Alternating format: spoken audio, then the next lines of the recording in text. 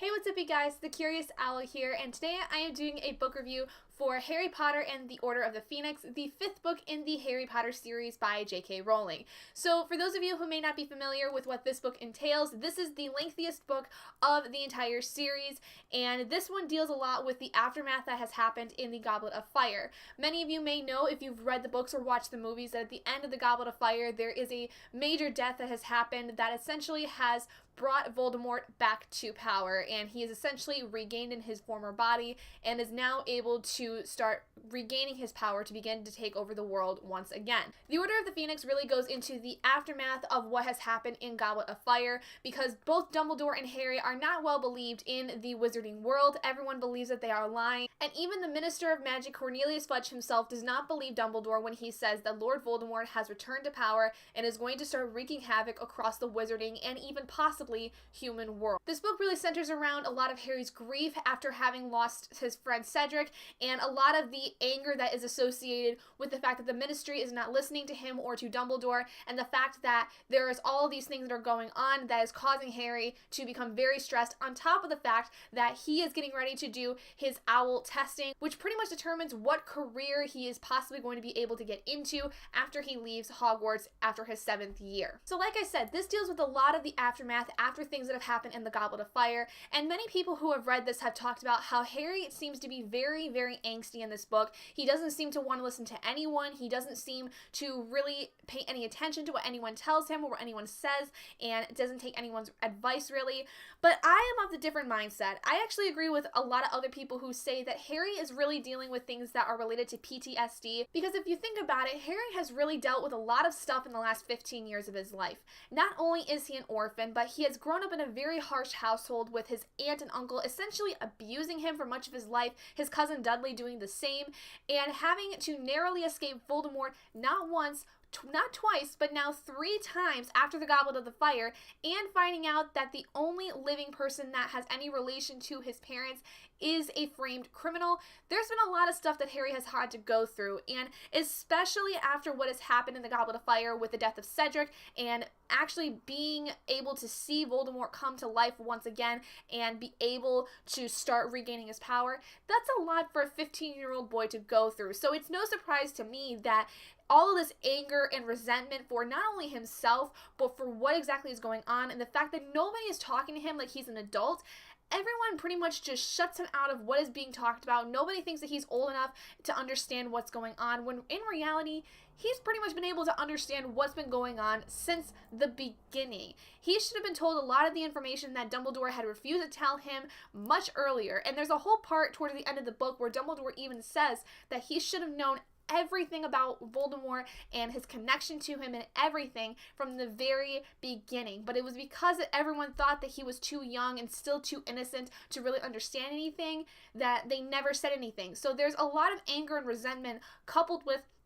the trauma that Harry has had to go through for the last 15 years of his life that essentially just explodes in this book, and it is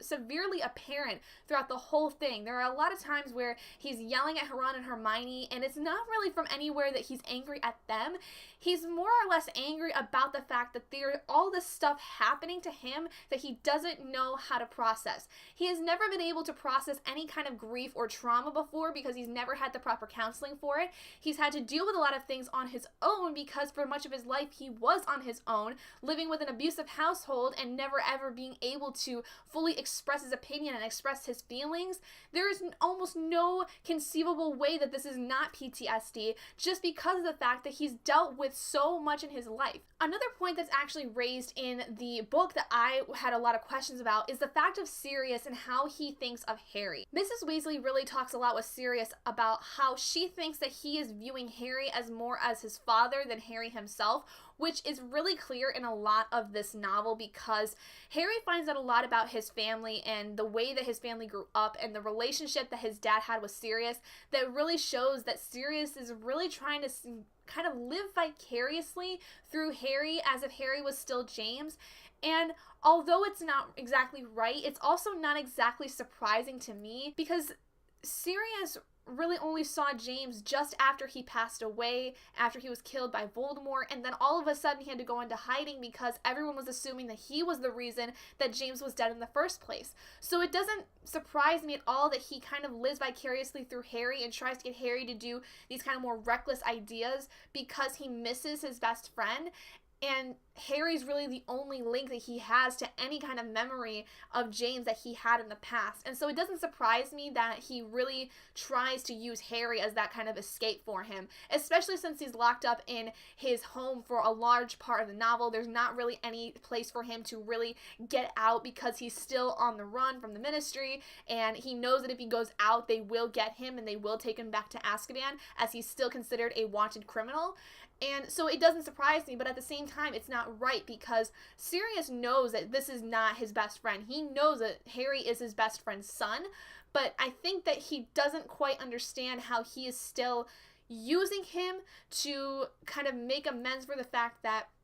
he lost his best friend. I think that might be a psychological thing that's going on with him. He may morally know it's not exactly right, but at the same time, he doesn't see how it exactly affects Harry. One of the things that I wish the movies would have gone a lot more into is the idea of Hermione's group of Spew, which is essentially the organization she created in The Goblet of Fire to help with House Elves' rights, essentially. She did not really think that they were being treated correctly and that they were being treated unfairly and should be able to be free to do as they please and not have to work for a wizarding family. And unfortunately for her, it still doesn't really get much traction in this novel, but there's a lot of more, I think, that is seen about how the house elves are treated, because it becomes a very important point very later on in the story involving a certain house elf that is mentioned throughout the novel. The treatment of the house elves really plays a key factor in how a lot of the action towards the end of the novel is built up, and I think it's a very important point that should have been made much more clear in the movie.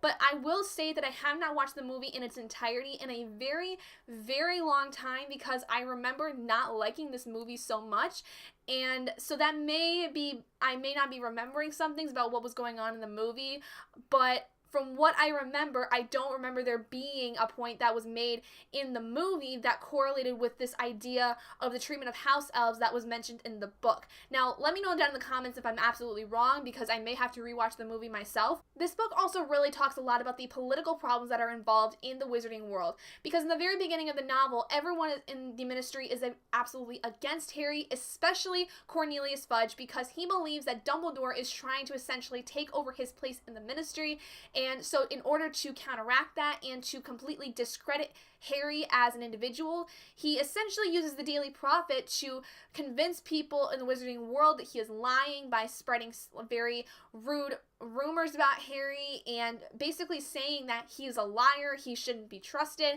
he's delusional, he's crazy, and Dumbledore's an old fraud and needs to be taken out of Hogwarts. And so it's just really interesting to see how there's a political aspect that is being involved with this, and it's all because there is some kind of amount of fear in the idea that Voldemort could possibly be back. Fudge absolutely does not believe that Voldemort could return, and he honestly believes that Harry is just a fluke and that he's just pretty much gone nuts. And so the idea of this kind of stuff being spread, especially through things like media, is a really big testament, I think, especially in this generation with the things that have been going on, especially with the current US presidential power that's going on right now. It speaks a lot to how easily somebody with political power can influence those of an entire community of people.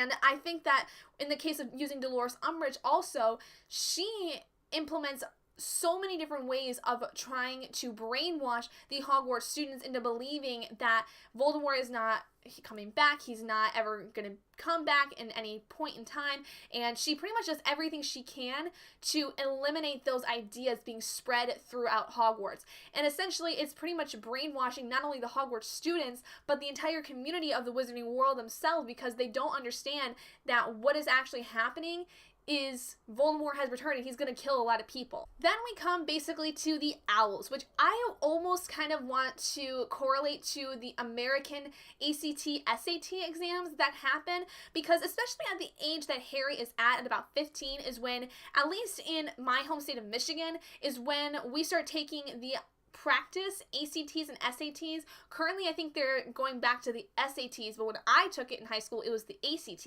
And if you're not familiar with what those are, essentially, if you're from different countries, it's essentially a standardized test that allows students to be able to earn kinds of points, essentially, that help them to understand where the student is in their schooling. And based on your score, you will be able to get into certain schools. Like if you're in a range of a certain number of points, you are able to get into certain colleges because of it, whether it's technical, vocational, university, community, something like that. Basically, in ACT and SAT, you have different point systems, but they kind of correlate with each other. So for instance, I had gotten a 25 on my ACT when I took it when I was a junior in high school, so about 16, 17 years old.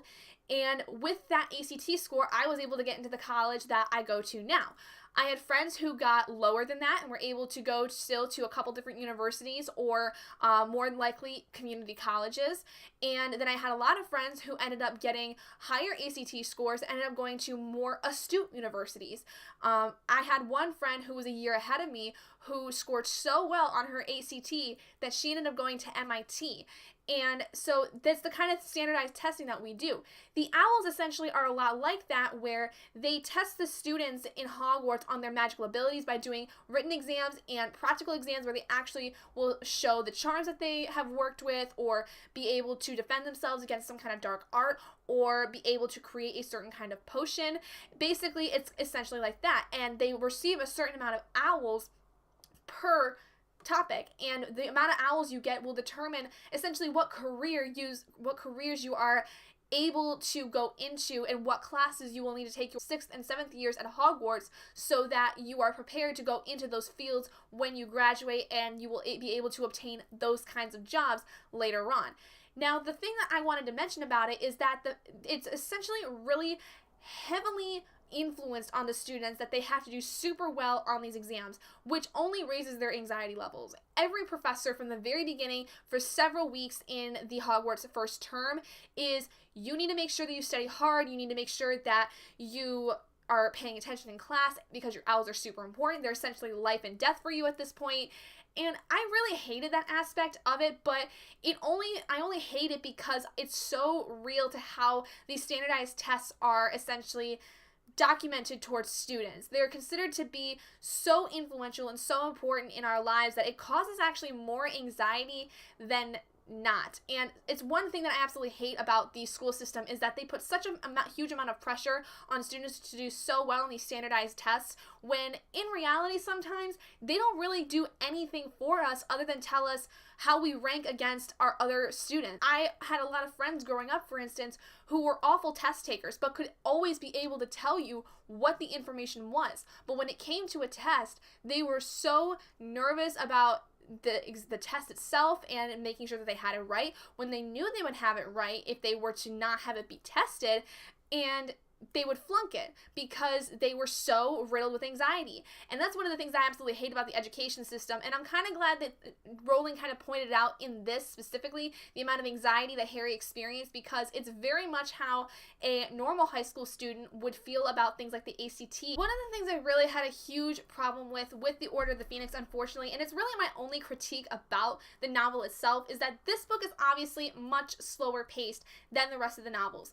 I think I've said this before, but books 4 through 7, from what I remember, from what I've read of book 7 too, as I had not finished it, is that they're much more slow paced. They're much more slower in terms of building up to the plot. For instance, in Goblet of Fire, it took us about 100 or so pages before we actually got to Hogwarts for the first time for that semester. In Order of the Phoenix, it was about that much, if not more, time before we actually got to Hogwarts in this novel, because there was so much more leading up to the idea of going to Hogwarts. There was a lot that went on, especially about Harry's trial after he fought off the Dementor that was attacking him in Dudley. There was him living in Grimmauld Place and learning about the Order, and basically learning everything that there was about what was going on and what the plans were for trying to get through the next school year. So although it was very slow paced in that regard, and it is the lengthiest novel in the entire series, I did still enjoy it, but I definitely feel that a lot of parts had dragged on throughout it, and it made it so much harder for me to read through it, which is part of the reason why this review is coming up so late in the month. It took me probably about 3 weeks to get through this book because I had to keep putting it down because I was getting so bored almost with it that it made it hard for me to sit through it all and be able to just absorb it. But once I got to a point where things really started to pick up, I was finding myself getting back to it more and more, and I nearly finished the last, I'd say, 200 pages in a day, which was really impressive for me because, especially in this last month with me having a reading slump, that was really good, and I think has really gotten me out of my reading slump because the next book that I've been reading, I'm already nearly finished, and it's over 300 pages, and I've been through, I think, 240 some pages just today. So with that being said, that's basically going to do it for this review of Harry Potter and the Order of the Phoenix. Most of what I really had wanted to discuss was some of the things that I feel like people don't either talk about or have talked about, and I feel I have a different kind of opinion on, because some things I know have been a lot in discussion in terms of this book itself, as there is a lot to talk about, almost way too much to talk about, honestly, for me to do a concise video of it. But I feel that with the ideas and thoughts that I had on today, I think this book definitely deals a lot with setting up things for how they are going to continue to be in the future in the Harry Potter world. And with Half-Blood Prince coming up soon, it's really important now that we see that there's a lot of changes going on. Voldemort is obviously now here. He is real. Everyone in the Ministry now understands that he is actually there. And unfortunately for Harry, he loses someone who is absolutely near and dear to him, and really kind of sets the tone for how the future is going to be for our lovely band of people. If you guys did enjoy this review, or this discussion, I guess I should say, of Harry Potter and the Order of the Phoenix, go ahead and please give it a big thumbs up, and if you're not already and you'd like to be, hit that button down below to subscribe to become a little owlet in our flock, and I will see all of you guys in my next video. Bye, guys.